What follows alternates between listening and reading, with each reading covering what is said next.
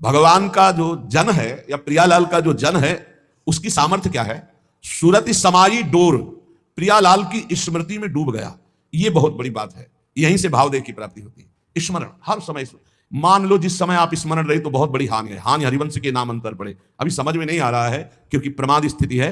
नहीं, एक क्षण विस्मरण होने पर भारी अशांति पैदा हो जाए।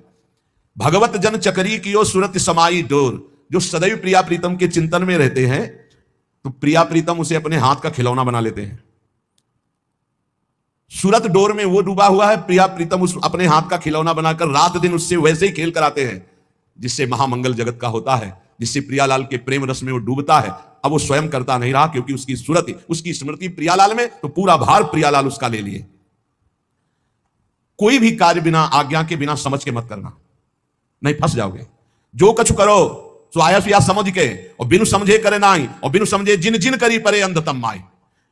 कोई भी कार्य करो या तो आज्ञा हो तो विचार करने की जरूरत नहीं, यदि आज्ञा नहीं हुई तो विचार करके करो, बहुत सोच समझ के। जिन्होंने विचार नहीं किया, बिना विचारे जल्दी जल्दी कर बैठे, तो बोले फिर अंधे कुएं में गिरते। बिना विचारे जे करे ते पाछे पछताए। और जब तक अनुभव ना हो जाए तब तक प्रवचन कभी ना करे। बहुत पतन का मार्ग है ये।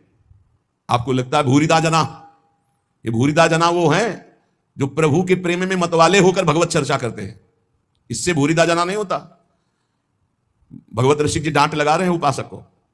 पहला कहा कि जिनका चित्त निरंतर प्रियालाल की सूरत में डूबा हुआ है, प्रियालाल पूरा योगक्षेमम वहां में हम का भार ले लेते हैं अपने हाथ में और उसको अपने हाथ का खिलौना बनाकर खेलते हैं। दूसरा कहा बिना आज्ञा बिना समझ के कोई कार्य मत करो, सोच समझ के आज्ञा युक्त कार्य करो, नहीं फंस जाओगे। तीसरी बात कह रहे हैं जब तक साक्षात्कार ना हो जाए तब तक प्रवचन मत करना किसी को। भगवत चर्चा परस्पर करना अलग बात है, उपदेशक बनना, गुरु बनना, समाज सुधारक बनना, जब तक भगवत प्राप्ति न हो जाए तब तक न करे।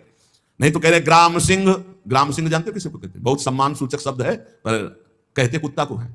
ग्राम सिंह किसको कहते? कुत्ता को। ग्राम सिंह भूस्यो विपिन देख सिंह को रूप, सुन सुन भूषे गलिन में सबे स्वान बेकूफ। अगर एक कुत्ता भूख दे तो दूसरा भूखेगा, फिर पूरे पूछो उनसे क्यों भूखे? बोले पहले वाला भूखा था, उधर वाला भूखा। बोले उससे पूछो तुम क्यों भूखे? बोले कुछ ऐसा आभास हुआ था हमको कि उधर कोई आवाज आ रही है बस। बोले जिसने भगवत साक्षात्कार नहीं किया, इसमें जो कहा है स्वान बेकूफ, उसको पता नहीं है क्यों भूख रहा है और सही भूख रहा है कि गलत भूख रहा है। बोले कुछ लोग ऐसे होते हैं जो भगवत साक्षात्कार ना करके केवल सुने सुनाई बातें दूसरों की सुनाते रहते हैं, उनको कहते हैं स्वान बेकूफ। तुम्हारा क्या अनुभव है? तुम क्या डूबे हो इसमें? तुमने क्या साक्षात्कार किया? यहां के प्रवचन से ये बात ले ली, वहां के प्रवचन से ये बात ले ली, वो ले ली, वो ले सुना। तुम्हारा अनुभव क्या है? तुम कहां स्थित हो? बोले जो कही सुनी बातें दूसरों को सुना सुनाकर अपनी वासनाओं की पूर्ति करते हैं, भक्ति से कोई मतलब नहीं, भगवान से कोई मतलब नहीं, भगवत साक्षात्कार किया नहीं, आंखों से देखा नहीं, अनुभव किया नहीं, केवल सुनी सुनाई बातें भूख रहे, बोले उनकी दशा स्वान जैसी है। ऐसे का संग न करे। ये भगवत प्राप्ति के लिए सीधी बात। पहले में कहा स्मृति डोर, तो प्रियालाल अपने हाथ में सारा भार ले लेते। दूसरे में कहा जो भी कार्य करो सोच समझ के करो, आज्ञा के अंतर्गत करो। तीसरे में कहा सत्संग उसी का सुनो जहां अनुभवजन्य बातें हों, केवल सुनी सुनाई पढ़ी पढ़ाई बातें से नहीं बात बनेगी। तुमने क्या देखा है जीवन में? तुमने क्या अनुभव किया है? तुम इस मार्ग में कितना चले हो? बोले एक कदम नहीं। बोले फिर संग नहीं करना, फिर संग नहीं करना। ग्राम सिंह भूसे विपिन देख सिंह को रूप, सुन सुन भूसे गलिन में सब स्वान बेकूफ। उनसे पूछो कि वल्ला मचारे कुछ देखा, कुछ अनुभव किया? वो भूख रहा था, वही हम भूख रहे हैं। भगवत ऋषि कह रहे हैं महापुरुषों को किसी से फर्क नहीं पड़ता। चौथी बात कह रहे हैं कि भगवत पहला है निरंतर चिंतन तो भार प्रिया प्रीतम, दूसरा सोच समझ के आज्ञा के अनुसार आचरण, तीसरा है जिसको अनुभव नहीं, भगवत साक्षात्कार नहीं, प्रवचन नहीं सुना।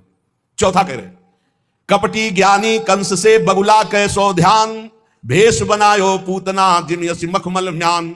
जिम यसी मखमल म्यान दसन कुंजर के ऐसे, स्वार्थ साधत और दिखावत और ही जैसे, ऐसे को संग तजो भक्त भगवत जिन दपटी, लोभी करे अनर्थ अर्थ जाने नहीं कपटी।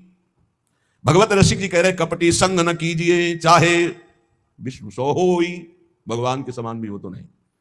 कपटी का केवल स्वार्थ साधन के लिए उसका उपदेश, उसका नाटक सब केवल अपनी वासना की पूर्ति के लिए, रुपया पैसा अर्थ के लिए, मान सम्मान के लिए।